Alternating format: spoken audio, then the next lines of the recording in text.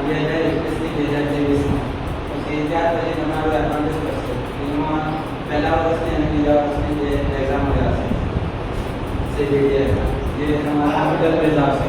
પ્રેક્ટિકલની meeting certificate તો centre પ્રમાણે practical આવે.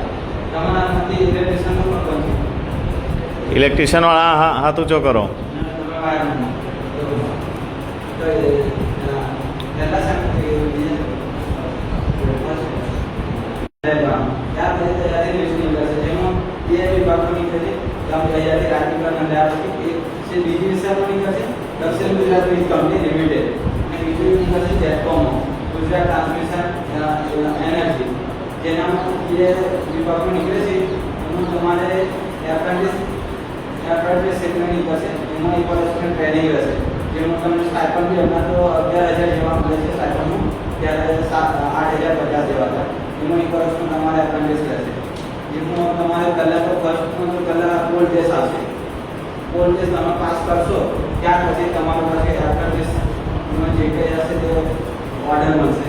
ત્યાર પછી તમારે એક વર્ષ એપ્રેન્ટિસ કર્યા પછી તમારું એમાં બી એ રીતેનું જોઈએ પ્રોસેસિંગ કે પહેલાંમાં એમાં એવું છે કે પોલ ટેસ્ટ પાસ કરો ને તો પછી તમારો આગળ એક્ઝામ આવવા શકી જાય એ રીતેનું મહેનત જોઈએ તો બી જગ્યાએ.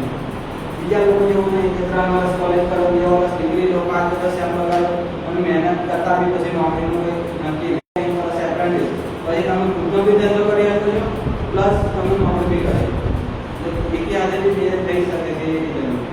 અને રોજગારીના ચાન્સ તો વધી જશે. કોઈ બી જગ્યાએ કંપનીમાં બી જશો તો બી પહેલાં એવું નામશે ITI કરેલો હશે ને તમે કોલેજવાળા કરતાં બી તમને સારો પગાર મળી શકશે. હા અને આ એક ફીલ્ડ છે જેમાં ઇલેક્ટ્રિશિયન વાળાનો જે રીતેનો ખતરો બી વધારે છે. તો કોઈ બી જગ્યાએ કોઈ બી કામ કરતા તો સેફટી પહેલાં સેફટી માટે તમે આપણે એક વર્ષ ભણી ચૂક્યા છે એટલે ખ્યાલ જ હશે સેફટીમાં શું યુઝ કરો છે.